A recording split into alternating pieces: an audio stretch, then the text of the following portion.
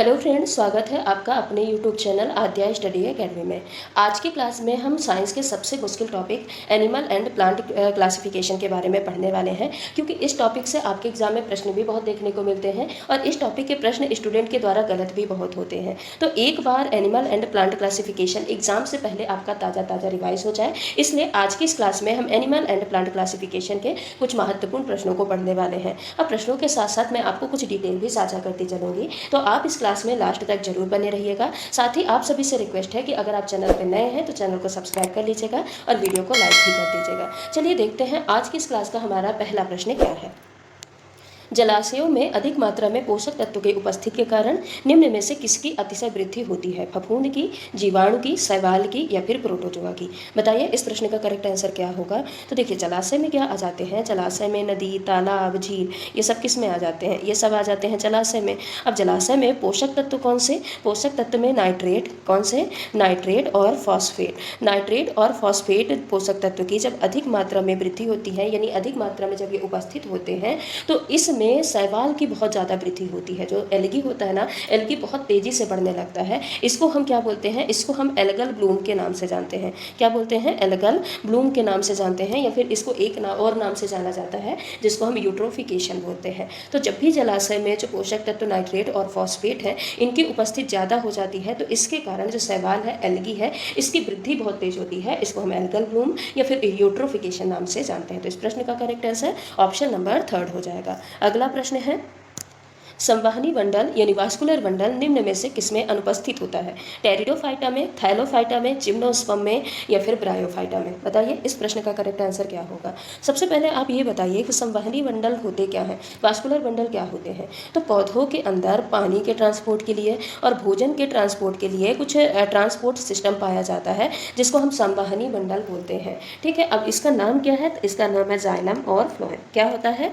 Xylem और phloem. तो जो जाइलम और फ्लोएम है, ये क्या कहलाते हैं? संवहनी मंडल कहलाते हैं। अब संवहनी मंडल यानी जाइलम और फ्लोएम किसमें प्रेजेंट नहीं होता? तो देखिए, जो टेरिडोफाइटा है, इसमें जाइलम और फ्लोएम पाए जाते हैं, यानी संवहनी मंडल पाया जाता है। जिम्नोस्पर्म में भी संवहनी मंडल पाए जाते हैं, लेकिन जो थैलोफाइटा होते हैं ना, इनकी थैलस लाइक बॉडी होती है। थैलस लाइक बॉडी मतलब कि इनकी जो शरीर है, इनका जो शरीर है यानी जो प्लांट की बॉडी है, ये जड़, तना और पत्ती में नहीं विभेदित होती। जड़, तना और पत्ती में विभेदित नहीं होती है, इसीलिए इसमें जाइलम और फ्लोएम नहीं पाए जाते। और यही तो इस प्रश्न में पूछा है कि वास्कुलर मंडल या संवहनी मंडल किसमें अनुपस्थित होता है? तो किसमें अनुपस्थित होता है? थैलोफाइटा में अनुपस्थित होता है। अगला प्रश्न है, निम्नलिखित में से जिम्नोस्पर्म पौधा के अंतर्गत वर्गीकृत किया गया है? किसे वर्गीकृत किया गया है? पाइनस को, फ्यूनेरिया को, चारा को या फिर अल्बा को? तो देखिए, जो पाइनस होता है ना, पाइनस से किसके अंतर्गत आता है? जिम्नोस्पर्म के अंतर्गत आता है। अब जिम्नोस्पर्म के अंतर्गत जितने भी पौधे आते हैं, जितने भी प्लांट आते हैं, ये सारे कैसे रहते हैं? इनके जो बीज होते हैं, बीज फल के अंदर नहीं होते, बल्कि कैसे होते हैं? बाहर होते हैं। इसीलिए इनको हम क्या बोलते हैं? नग्न बीजी बोलते हैं। क्या बोलते हैं? इनको हम नग्न बीजी बोलते हैं। अब इसके अंतर्गत इसके उदाहरण, जिम्नोस्पर्म के उदाहरण कौन कौन से हो जाएंगे? तो एक तो पाइनस हो जाएगा, दूसरा हो जाएगा देवदार। क्या हो जाएगा? देवदार। और तीसरा क्या हो जाएगा? साइकस। ये किसके अंतर्गत आते हैं? जिम्नोस्पर्म के अंतर्गत आते हैं। बाकी फ्यूनेरिया किसके अंतर्गत आता है? तो ये ब्रायोफाइटा के अंतर्गत आता है। किसके अंतर्गत आता है? ब्रायोफाइटा के अंतर्गत आता है, जिसको हम काई या फिर मॉस भी बोलते हैं। इसमें जड़, तना, पत्ती जो होते हैं पूरी तरीके से विकसित नहीं होते। इनके जो प्लांट होते हैं उनमें जड़, तना और पत्ती जो होता है, ये पूरी तरीके से विकसित नहीं होता है। अब जड़, तना, पत्ती ही विकसित नहीं होगा तो इसमें संवहनी मंडल, जाइलम और फ्लोएम नहीं पाए जाते हैं। ठीक है, बाकी चारा किसके अंतर्गत आता है? तो ये थैलोफाइटा के अंतर्गत आता है। किसके अंतर्गत आता है? ये थैलोफाइटा के अंतर्गत आता है। इसमें भी जड़, तना, पत्ती नहीं होता है। अब जब जड़, तना, पत्ती नहीं होगा तो इसमें भी संवहनी ऊतक नहीं होता है। ठीक है, बाकी इस प्रश्न का करेक्ट आंसर क्या होगा? ऑप्शन नंबर फर्स्ट, जिम्नोस्पर्म के अंतर्गत कौन आता है? पाइनस, देवदार और साइकस आता है। अगला प्रश्न है, जल संवहन तंत्र किसमें पाया जाता है? पोरीफेरा में, मोलस्का में, इकाइनोडर्मेटा में या फिर उपर्युक्त सभी में? तो देखिए, जो पोरीफेरा होते हैं ना, ये स्पॉन्जेस होते हैं। स्पॉन्जेस मतलब इनके जो शरीर होता है, इनके शरीर में छोटे छोटे छिद्र पाए जाते हैं, तो ये छिद्रयुक्त जीव होते हैं। अब छिद्रयुक्त जीव होते हैं तो इनमें जल संवहन तंत्र नहीं पाया जाता है, बल्कि जल नाल तंत्र पाया जाता है। इसमें क्या पाया जाता है? जल नाल तंत्र पाया जाता है, यानी कैनाल सिस्टम इनमें पाया जाता है, जल संवहन तंत्र नहीं पाया जाता। मोलस्का जीव, इसमें मोलस्का संघ में कौन कौन से जीव आते आते हैं तो इसमें घोंघा आता है। क्या आता है? घोंघा आता है। सीप आता है। सीप के साथ साथ क्या आता है? ऑक्टोपस आता है। क्या आता है? ऑक्टोपस आता है। अब इनमें जल संवहन तंत्र इनमें भी नहीं होता है, मोलस्का समूह के जीवों में भी। लेकिन जो इकाइनोडर्मेट होते हैं, इकाइनोडर्मेटा, इसमें आते क्या क्या है? इसके अंतर्गत स्टारफिश आता है। क्या आता है? स्टारफिश आती है और सी आर्चिन आती है। क्या आती है? सी आर्चिन। अब ये जो स्टारफिश और सी आर्चिन होते हैं ना, इनमें जल संवहन सिस्टम यानी तंत्र यानी वाटर वास्कुलर सिस्टम इसमें पाया जाता है। और ये जो जल संवहन तंत्र है या वाटर वास्कुलर सिस्टम है, ये काम क्या करता है? तो ये चलने में मदद करता है। क्या करता है? चलने में मदद करता है, साथ ही भोजन पकड़ने में मदद करता है, और भोजन पकड़ने के साथ साथ ये श्वसन में भी मदद करता है। तो इस प्रश्न का करेक्ट आंसर क्या होगा? ऑप्शन नंबर सी होगा। अगला प्रश्न है, निम्नलिखित में से सहचर कोशिका किसकी विशेषता है? आवृत्त बीजी यानी एंजियोस्पर्म की, अनावृत्त बीजी यानी जिम्नोस्पर्म की, ब्रायोफाइटा की या फिर टेरिडोफाइटा की? बताइए इस प्रश्न का करेक्ट आंसर क्या होगा? तो देखिए, जो सहचर कोशिका होती है इसको हम क्या बोलते हैं? कंपेनियन सेल बोलते हैं। यानी कंपेनियन सेल किस में पाई जाती है? उसमें पाई जाएगी जिसमें जाइलम पाया जाए और फ्लोएम पाया जाए। मेनली क्या पाया जाए? फ्लोएम, क्योंकि जो कंपेनियन सेल होती है वो किस में होती है? फ्लोएम सेल में होती है, फ्लोएम में होती है। ठीक है। अब देखिए, जो आवृत्त बीजी यानी जिम्नोस्पर्म होते हैं, यही इस प्रश्न का करेक्ट आंसर भी होगा। जो एंजियोस्पर्म होते हैं, इनमें कंपेनियन सेल पाई जाती है। इनके फ्लोएम में कंपेनियन सेल या सहचर कोशिका पाई जाती है। और ये सहचर कोशिका करती क्या है? तो जब भोजन का परिवहन होता है ना, ये भोजन का ट्रांसपोर्ट होता है, तो भोजन परिवहन में चलनी नलिकाओं का, चालनी नलिका इसको बोलते हैं, चालनी नलिकाओं की क्या करती है? सहायता करती है या मदद करती है। इसको सीव ट्यूब भी बोला जाता है। तो कुल मिला के जो आवृत्त बीजी यानी एंजियोस्पर्म के जो प्लांट होते हैं, इनमें फ्लोएम में कंपेनियन सेल पाई जाती है, सहचर कोशिका पाई जाती है। और ये काम क्या करती है? तो भोजन परिवहन में जो सीव ट्यूब होती है, चालनी नलिका होती है, उसकी मदद करती है। बाकी देखिए, जो अनावृत्त बीजी होते हैं, जिम्नोस्पर्म होते हैं, इनमें सहचर कोशिकाएं नहीं पाई जाती, बल्कि सहचर कोशिकाओं की जगह में एल्ब्यूमिनस कोशिका पाई जाती है। कौन सी कोशिका पाई जाती है? एल्ब्यूमिनस कोशिकाएं पाई जाती हैं। ये सहचर कोशिकाओं के जगह पे पाई जाती हैं। बाकी जो ब्रायोफाइट्स होते हैं, ब्रायोफाइट्स में जब फ्लोएम ही नहीं पाया जाता, यानी संवहनी ऊतक, संवहन बंडल ही नहीं पाया जाता, संवहनी ऊतक यानी जाइलम फ्लोएम ही नहीं पाए जाते, तो सहचर कोशिका कहाँ पाई जाती हैं? कहाँ पाई जाएंगी? और टेरिडोफाइट्स क्या होते हैं? टेरिडोफाइट्स, इसमें संवहनी ऊतक तो होते हैं, यानी जाइलम फ्लोएम तो होते हैं, लेकिन इनमें कंपेनियन सेल नहीं होती। तो इस प्रश्न का करेक्ट आंसर क्या होगा? ऑप्शन नंबर फर्स्ट हो जाएगा। अगला प्रश्न है, भ्रूण अनुपस्थित होता है शैवालों में, ब्रायोफाइट्स में, टेरिडोफाइट्स में या फिर अनावृत बीजी में? बताइए, जो भ्रूण होता है ये किस में अनुपस्थित होता है? तो जो एल्गी है, शैवाल है ना, इसमें भ्रूण नहीं पाया जाता, इसको हम अभ्रूणीय बोलते हैं। क्या बोलते हैं? अभ्रूणीय इस पौधा इसको कहा जाता है, शैवाल को। बाकी ब्रायोफाइट्स, इसमें भ्रूण बनता है, इसलिए इसको हम भ्रूणी या फिर इम्ब्रियोफाइट बोलते हैं। क्या बोलते हैं? इम्ब्रियोफाइट्स इसको बोला जाता है। टेरिडोफाइट्स में भी भ्रूण उपस्थित होता है। और जो अनावृत होते हैं, जिम्नोस्पर्म होते हैं, इनमें भी भ्रूण बनता है। और ये बनता कहाँ है? तो इनमें भ्रूण बीज के अंदर बनता है। कहाँ बनता है? बीज के अंदर बनता है। बाकी इस प्रश्न में पूछा है कि भ्रूण किसमें नहीं रहता है, तो शैवाल में नहीं रहता। ठीक है, तो इस प्रश्न का correct answer option number first होगा। अगला प्रश्न है, मीथेनोजेनिक जीवाणु निम्नलिखित में से किस जगत से संबंधित है? माइकोप्लाज्मा, आर्कीबैक्टीरिया, साइनोबैक्टीरिया या फिर उपयुक्त में से कोई नहीं? तो देखिए, जो मीथेनोजेनिक जीवाणु मतलब क्या होते हैं? ऐसे जीवाणु जो कि मीथेन गैस उत्पन्न करते हैं, CH4 यानी मीथेन गैस बनाते हैं, उनको हम क्या बोलते हैं? मीथेनोजेनिक जीवाणु बोलते हैं। अब देखिए, जो माइकोप्लाज्मा है, माइकोप्लाज्मा क्या है? सबसे छोटा जीवाणु है। आप इसको तो कई बार पढ़े होंगे कि सबसे छोटा जीवाणु कौन सा होता है? तो सबसे छोटा जो जीवाणु होता है वो कौन सा होता है? माइकोप्लाज्मा होता है। इतना छोटा होता है कि इनमें सेल वॉल ही नहीं पाई जाती, इनमें सेल वॉल, कोशिका भित्ति नहीं पाई जाती। जो आर्कीबैक्टीरिया होते हैं ना, आर्कीबैक्टीरिया किसके अंतर्गत आते हैं? मीथेनो, मतलब आर्कीबैक्टीरिया जगत के अंतर्गत ही मीथेनोजेनिक जीवाणु आते हैं। अब ये जो जीवाणु होते हैं ये कहाँ पे पाए जाते हैं? दलदल वाली एरिया में पाए जाते हैं, या फिर जो जुगाली करने वाले पशु होते हैं ना, जैसे कि गाय भैंस, उनके पेट में ये पाए जाते हैं और ये मीथेन गैस उत्पन्न करते हैं, इसलिए इनको हम मीथेनोजेनिक बोलते हैं। बाकी साइनोबैक्टीरिया क्या है? साइनोबैक्टीरिया ब्लू ग्रीन एल्गी, नील हरित शैवाल होते हैं। क्या होते हैं? नील हरित शैवाल इसके अंतर्गत आते हैं, जो कि प्रकाश संश्लेषण का काम करते हैं। तो इस प्रश्न का correct answer option number B होगा। अगला प्रश्न है, दालों, यहाँ पे क्या होगा दालें पादपों के किस कुल से प्राप्त होती हैं? लिलिएसी, साइकेडेसी, लेग्यूमिनेसी या फिर कवक। बताइए जो दालें प्राप्त होती हैं वो किस कुल से प्राप्त होती है? तो जो लिलिएसी कुल है इससे क्या क्या प्राप्त होता है? तो इससे प्राप्त होता है प्याज, लहसुन, लिली। क्या क्या प्राप्त होता है? प्याज प्राप्त होता है, लहसुन प्राप्त होता है, लिली प्राप्त होता है। ये लिलिएसी कुल का है।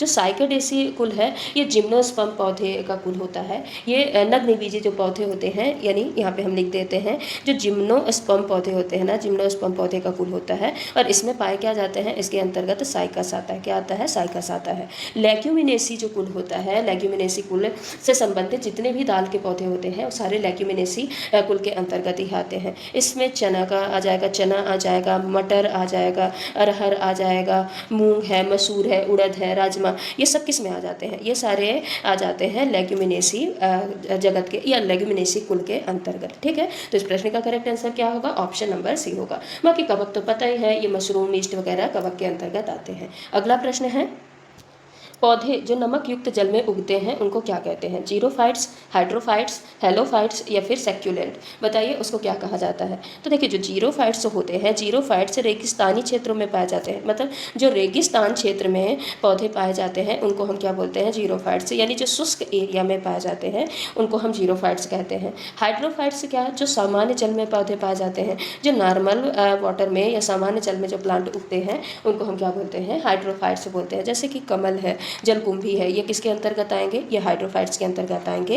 हेलोफाइट्स के अंतर्गत वो पौधे आते हैं जो कि नमक युक्त जल में उगते हैं। जैसे कि मैग्रोव, जो मैग्रोव पौधे होते हैं, जो सुंदरी वन होता है, सुंदरी पौधा होता है, वो किसके अंतर्गत आता है? हेलोफाइट्स के अंतर्गत आता है। सेक्यूलेंट क्या होते हैं? सेक्यूलेंट जो पौधे होते हैं, इन पौधे की जो पत्तियां होती है ना, इन पौधों की पत्तियों में क्या होता है? इन पौधों की पत्तियों में जल भरा होता है। फॉर एग्जाम्पल के तौर पर क्या आ जाएगा? एलोवेरा। क्या आ जाएगा? एलोवेरा। आप एलोवेरा को तो देखे होंगे, उसके अंदर जेली जैसे पदार्थ भरा रहता है, तो किसके अंतर्गत आता है? सेक्यूलेंट के अंतर्गत आता है। बाकी इस प्रश्न का करेक्ट आंसर ऑप्शन नंबर 3 होगा। अगला प्रश्न है मरुद्भिद जीरोफाइट से किस दशा में उत्पन्न होते हैं? उष्ण व शुष्क, शीत व आर्द्र, उष्ण व आर्द्र या शीत व शुष्क। बताइए इस प्रश्न का करेक्ट आंसर क्या होगा? तो देखिए जो जीरोफाइट्स होते हैं, अभी हमने पढ़ा है कि जो रेगिस्तानी एरिया में यानी जहाँ पे पानी की कमी होती है वहाँ पे उगने वाले पौधों को हम मरुद्भिद या फिर जीरोफाइट्स कहते हैं। अब जीरोफाइट्स यानी जो पानी की कमी वाले क्षेत्र में उगते हैं, तो कैसे क्षेत्र में उगेंगे, किस दशा में उगेंगे? तो उष्ण यानी गर्म वातावरण रहेगा,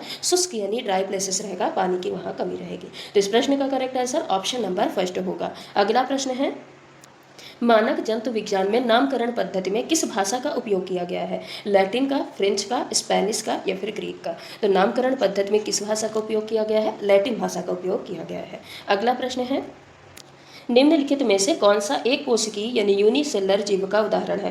प्रोटोजोआ, एंथ्रोपॉड्स, एकाइनोडर्म्स या फिर एनिलिड्स। बताइए जो एक कोशिकीय जीव का उदाहरण कौन सा है? तो जो प्रोटोजोआ होता है ना, प्रोटोजोआ जीव कैसे होते हैं? ये सारे एक कोशिकीय होते हैं। कैसे होते हैं? एक कोशिकीय होते हैं। अब उदाहरण के तौर पर इसमें क्या आ जाएगा? तो इसमें आ जाएगा अमीबा, और अमीबा के अलावा क्या आ जाएगा? पैरामीशियम। क्या आ जाएगा?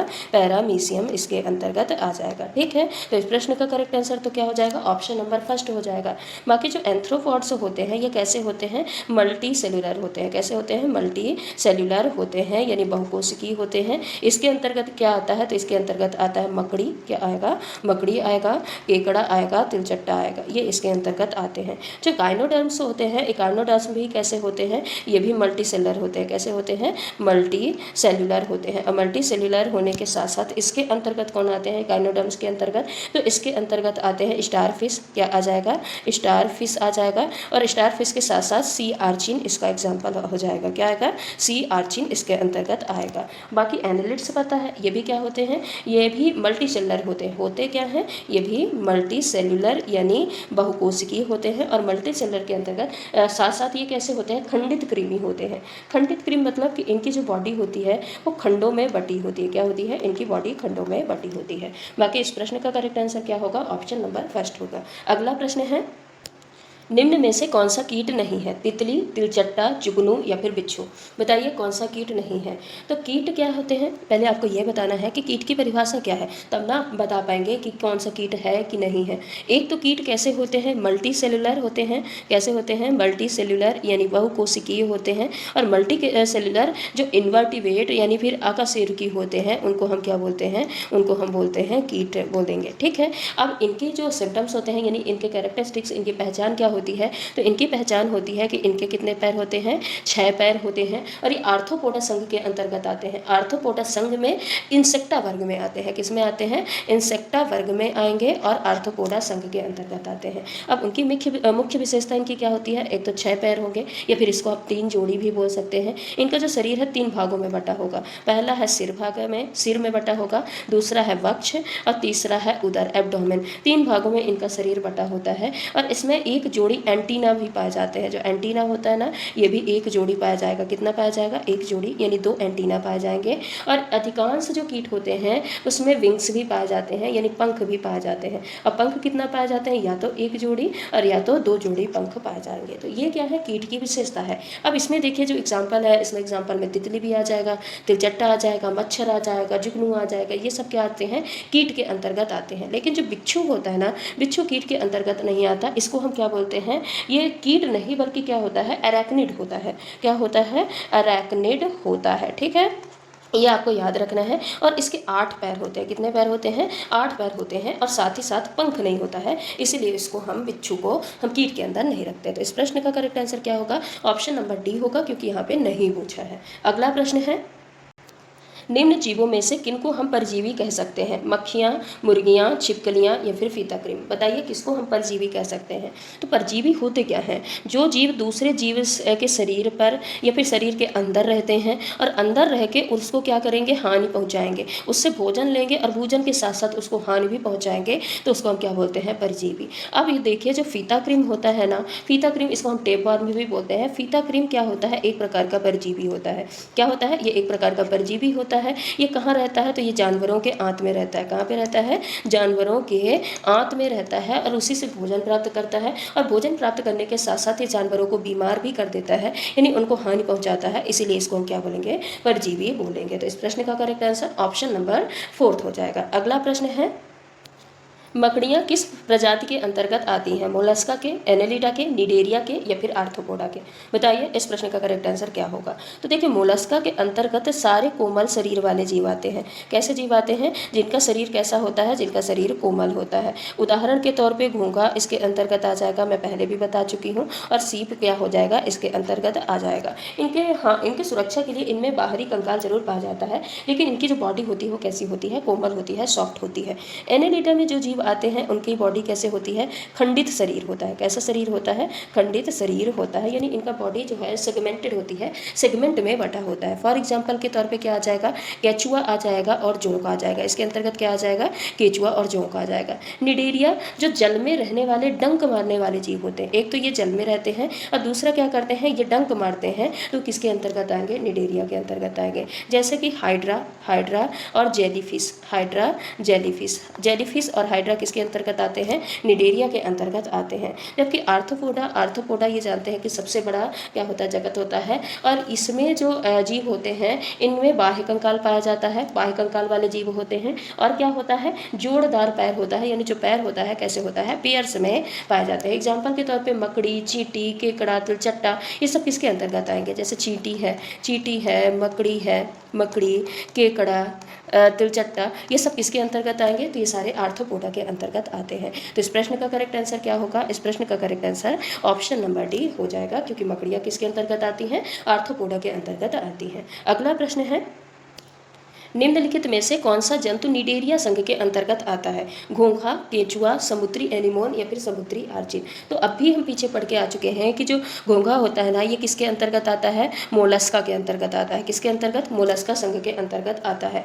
केंचुआ एनेलिडा संघ के अंतर्गत आता है। अभी हमने पढ़ा है कि इनका खंडित शरीर होता है, ये एनेलिडा संघ के अंतर्गत आता है। बल्कि जो समुद्री एनीमोन होता है वो निडेरिया संघ के अंतर्गत आता है। और ये सारे डंक मारने वाली जो जीव होते हैं ना, सारे जैसे समुद्री एनीमोन है, हाइड्रा है, ये सब किसके अंतर्गत आते हैं तो निडेरिया संघ के अंतर्गत आते हैं। ठीक है, बाकी समुद्री आर्चिन किस में आएगा तो समुद्री आर्चिन आएगा इकाइनोडर्मेटा में। किस में आएगा?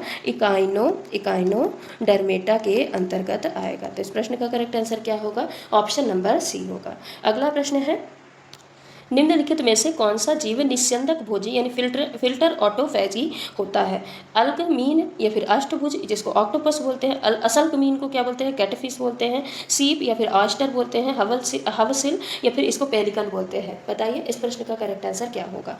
फिल्टर ऑटोफैगी हम किसको कहते हैं, कौन से जीव को कहते हैं? तो देखिए जो ये होता है कैटफिश होती है, कैटफिश ये क्या करती है? छोटी मछलियों को खाती है। क्या करती है? छोटी मछलियों को खाएगी और छोटी मछलियों को खा के उससे क्या करती है? अपना पोषण पूरा करती है। ठीक है, अष्टभुज यानी जो क्या होता है? ऑक्टोपस होता है। ऑक्टोपस ये कैसा होता है? शिकारी होता है। कैसा होता है? शिकारी होता है। ये केकड़े मछलियों को खाता है। लेकिन जो सीप होती है, ऑयस्टर होती है, ये क्या होती है? ये फिल्टर ऑटोफैगी होती है या निस्यंदक भोजी होती है। यानी पहले क्या करेगी? पानी को छानेगी। क्या करेगी? पानी को छानेगी और पानी को छान करके फिर उसमें जो छोटे छोटे सूक्ष्म जीव मौजूद होते हैं उनको भोजन के रूप में ग्रहण करती है। तो इस प्रश्न का करेक्ट आंसर क्या हो जाएगा? इस प्रश्न का करेक्ट आंसर ऑप्शन नंबर 3 होगा। अगला प्रश्न है, किस संघ से संबंधित जीवों को चप्टाक्रिम फ्लैटवर्म भी कहा जाता है? प्लैटीहेल्मिन्थीस, निडेरिया, टीनोफोरा या फिर पोरीफेरा।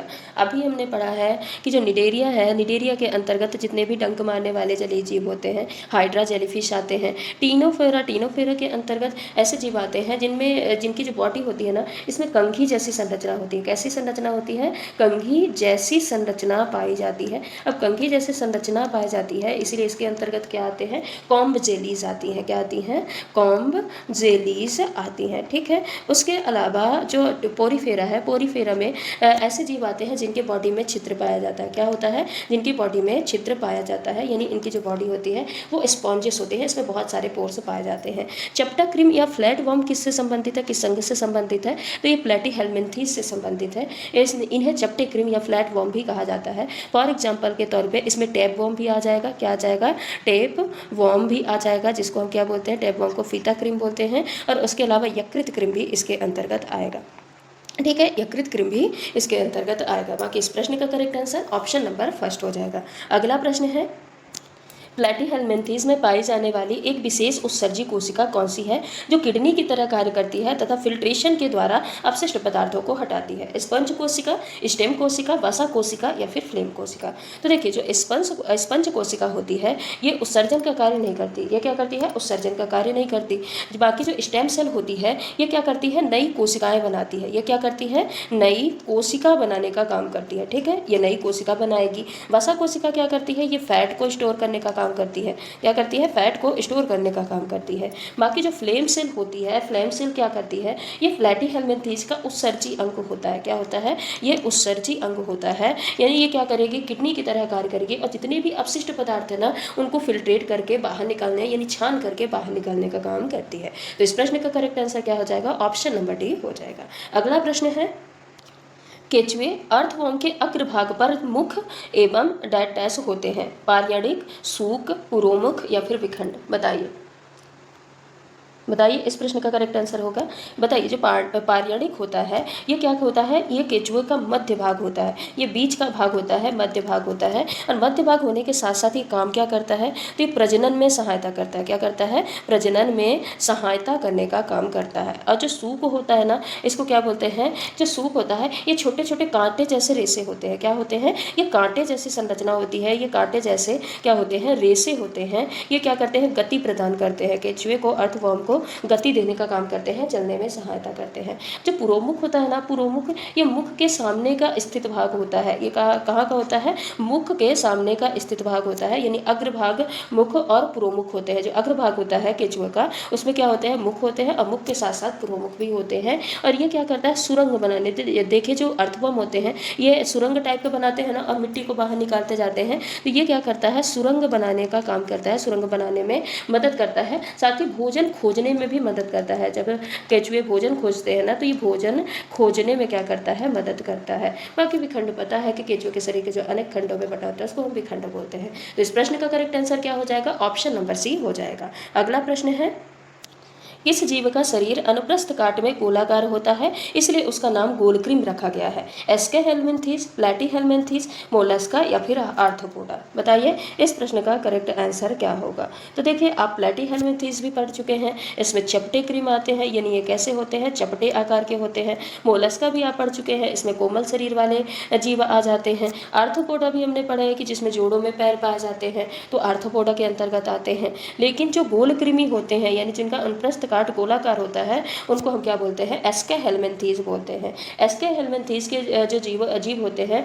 इनके शरीर का अनुप्रस्थ काट जो होता है, क्रॉस सेक्शन में जब इनको हम काटते हैं तो ये कैसे होते हैं? गोलाकार होते हैं। कैसे होते हैं? गोलाकार होते हैं। इसी कारण से इनको राउंड वॉर्म्स या फिर गोल कृमि भी कहा जाता है। अब इसके अंतर्गत उदाहरण किसका आ जाएगा? तो इसके अंतर्गत आ जाएगा स्कैरिस। क्या आ जाएगा?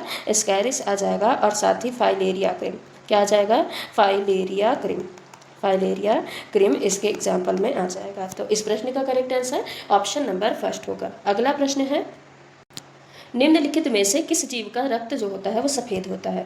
तिलचट्टा का, खटमल का, केचुए का या फिर मच्छर का? बताइए इस प्रश्न का करेक्ट आंसर क्या होगा। तो जो तिलचट्टा होता है ना, इसका जो रक्त होता है वो या तो सफ़ेद रंग का होता है, या तो सफ़ेद नहीं होगा तो कैसा होगा? रंगहीन होता है। कैसा होता है? रंगहीन होता है, क्योंकि इसमें हीमोग्लोबिन नहीं पाई जाती। बाकी खटमल क्या होता है? परजीवी कीट होता है, यानी यह मनुष्य का ही क्या करता है? खून चूसता है। केचुओं का रक्त कैसा होता है? लाल होता है। लाल क्यों होता है? क्योंकि इसमें हीमोग्लोबिन क्या होता है? प्रेजेंट होता है। मच्छर भी क्या होता है? ये भी परजीवी होता है, ये भी मनुष्य का खून चूसने का काम करता है। तो सफ़ेद जो रक्त है वो किसका होता है? ऑप्शन नंबर फर्स्ट तिलचट्टा का होता है। अगला प्रश्न है, निम्नलिखित में से कौन सा दूसरा सबसे बड़ा प्राणी संघ है? पोरीफेरा है, मोलस्का है, टीनोफेरा है या फिर प्लैटीहेलमिंथीज है?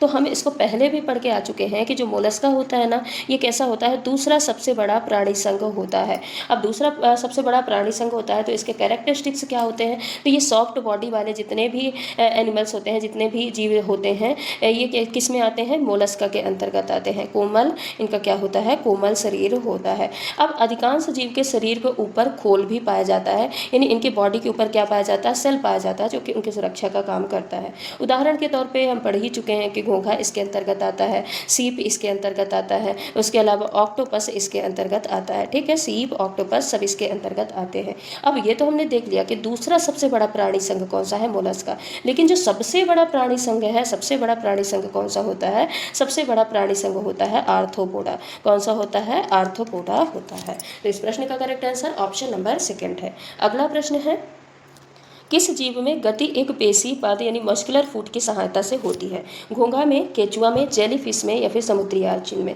तो जो स्नेल होता है, घोंघा होता है ना, ये मोलस्का संघ का जीव होता है। अब इसके शरीर के नीचे एक मजबूत मस्कुलर फुट पाया जाता है, पेशी पाद पाया जाता है, जो कि क्या करता है? सिकुड़ता है, फैलेगा। क्या करता है? एक बार सिकुड़ता है, और सिकुड़ने के साथ साथ फिर दोबारा ये क्या होता है? फैलता है। अब सिकुड़ना, फैलना, ये जो इसकी क्रिया चलती रहती है, इसी की वजह से जो घोंघा होता है वो धीरे धीरे आगे बढ़ता है, यानी उससे ये जो सिकुड़न और फैलने वाली क्रिया होती है, इसी से उसको गति मिलती है। तो इस प्रश्न का करेक्ट आंसर क्या होगा? ऑप्शन नंबर फर्स्ट होगा कि मस्कुलर फुट किस में पाई जाती है? घोंघा में पाई जाती है, जो कि उसको गति प्रदान करती है। और घोंघा किसके अंतर्गत आता है? तो घोंघा मोलस्का संघ के अंतर्गत आता है। किसके? मोलस्का संघ के अंतर्गत आता है। अगला प्रश्न है, निम्नलिखित में से किसे डेविल फिश कहा जाता है? यूनियो को, ऑक्टोपस को, पाइला को या फिर कैटन को? बताइए डेविल फिश किसको कहा जाता है? तो डेविल फिश जो कहा जाता है वो ऑक्टोपस को कहा जाता है, और ये भी मोलस्का के अंतर्गत आता है। इसका शरीर कैसा होता है? इसका शरीर कोमल होता है, और इसमें 8 भुजाएं पाई जाती हैं, ये 8 आर्म्स पाए जाते हैं, जिन पर सक्कर्स लगे होते हैं। जो इनकी 8 भुजाएं होती हैं ना, 8 भुजाएं पर क्या लगे रहते हैं? सक्कर्स लगे रहते हैं। ये भुजाएं शिकार पकड़ने और चलने और जो सुरक्षा, जो सेल्फ डिफेंस मैकेनिज्म होता है, उसको बनाने का काम करती है। तो ऑक्टोपस को डेविल फिश कहा जाता है, और ये किस संघ के अंतर्गत आता है? मोलस्का के अंतर्गत आता है। तो इस प्रश्न का correct answer option number B होगा। अगला प्रश्न है, ऑक्टोपस किस संघ से संबंधित है? तो अभी हमने पढ़ा है मोलस्का से संबंधित है। बाकी आर्थ्रोपोडा भी हमने पढ़ा है कि मकड़ी वगैरह सब आर्थ्रोपोडा के अंतर्गत आ जाएंगे। एनिलिडा भी हमने पढ़ा है, और सरीसृप भी हमने पढ़ा है। तो ऑक्टोपस किसके अंतर्गत आता है? तो ऑक्टोपस मोलस्का के अंतर्गत आता है। अगला प्रश्न है, स्नेल या फिर घोंघा का संबंध किससे है? तो ये भी मोलस्का। मोलस्का सबसे ज़्यादा पूछा जाता है, जो मोलस्का संघ है ये सबसे ज़्यादा, मोलस्का और आर्थ्रोपोडा ये सबसे ज़्यादा पूछे जाते हैं, तो आप इससे ज़्यादा से ज़्यादा प्रश्न जरूर पढ़ के जाइएगा। घोंघा स्नेल किससे संबंधित होता है? तो मोलस्का से संबंधित होता है। अगला प्रश्न है, निम्नलिखित में से कौन सी विशेषता या फिर विशेषताएं इकाइनोडर्मेटा संघ यानी फाइलम इकाइनोडर्मेटा से संबंधित है? शरीर सिर के बिना खंडित होता है, इसके पास खुला परिसंचरण तंत्र होता है, पुनर्जनन की क्षमता होती है, या फिर उपर्युक्त सभी। बताइए इकाइनोडर्मेटा की विशेषता कौन सी है? तो इनका जो शरीर होता है, शरीर सिर के बिना खंडित होता है, बिल्कुल करेक्ट है। इनका शरीर सिर रहित होता है, ठीक है, तो ये तो क्या हो जाएगा, करेक्ट हो जाएगा। इनके पास खुला परिसंचरण तंत्र होता है, तो ये भी बिल्कुल करेक्ट है कि जो इकाइनोडर्म होते हैं ना, इनका जो तंत्र होता है वो अधिक विकसित नहीं होता है, इसीलिए इनके पास खुला परिसंचरण तंत्र होता है। पुनर्जनन की क्षमता होती है, तो ये भी बिल्कुल करेक्ट है। जैसे जो स्टार फिश है, कौन सी? स्टार फिश क्या करती है, जब ये इसका अपना भाग कटा हुआ होता है तो ये कटे हुए भाग को फिर से क्या कर लेती है, विकसित कर लेती है, तो इसमें पुनर्जनन की क्षमता भी होती है। यानी इस प्रश्न का जो करेक्ट आंसर होगा, करेक्ट आंसर क्या होगा, ऑप्शन नंबर डी उपर्युक्त सभी हो जाएगा। तो ये रहे आज के कुछ हमारे महत्वपूर्ण प्रश्न जो कि एनिमल और प्लांट क्लासिफिकेशन से थे, और इसमें से बहुत सारे प्रश्न आपके प्रीवियस ईयर क्वेश्चन में थे। और प्रीवियस ईयर क्वेश्चन में भी मैंने देखा कि जो आपका आर्थ्रोपोडा संघ है और मोलस्का संघ है बहुत ज़्यादा पूछा गया है, तो इसीलिए मैंने उस टॉपिक से आपको ज़्यादा से ज़्यादा प्रश्न करवाने की कोशिश की है। बाकी आज की क्लास को यहीं पर समाप्त करते हैं, मिलते हैं अगली क्लास में कुछ और महत्वपूर्ण प्रश्नों के साथ। आपको घबराना नहीं है, आपने जितनी पढ़ाई की है सफिशियंट है, बहुत अच्छे से पढ़ाई की है, बहुत अच्छे से आपने मेहनत की है, आपका एग्जाम अच्छा जाना है। बस आपने जो पढ़ा है उसको ध्यान में रखिए, आप कुछ नया नहीं पढ़िएगा, कुछ ऐसे घबराहट में कुछ स्टार्ट नहीं कर देना है पढ़ना कि अभी ये भी पढ़ना है, ये भी पढ़ना है, चले लास्ट दिन है थोड़ा सा पढ़ लेते हैं 1 घंटे लगा के। आपको बस ये नहीं करना है, जो पढ़ा है एनफ है, आपको माइंड रिलैक्स रखना है और बिल्कुल पॉजिटिव माइंडसेट से एग्जाम देने जाना है, आपका एग्जाम बहुत अच्छा रहेगा। तो चलिए आज की क्लास को यहीं पर समाप्त करते हैं, मिलते हैं अगली क्लास में। तब तक के लिए अगर आप चैनल पर नए हैं तो चैनल को सब्सक्राइब कर लीजिएगा, वीडियो को लाइक कर दीजिएगा, साथ ही बेल आइकन को भी हिट करके रखिएगा ताकि कोई भी क्लासेस अपलोड की जाए तो उसका नोटिफिकेशन आप तक सबसे पहले पहुँच पाए। धन्यवाद।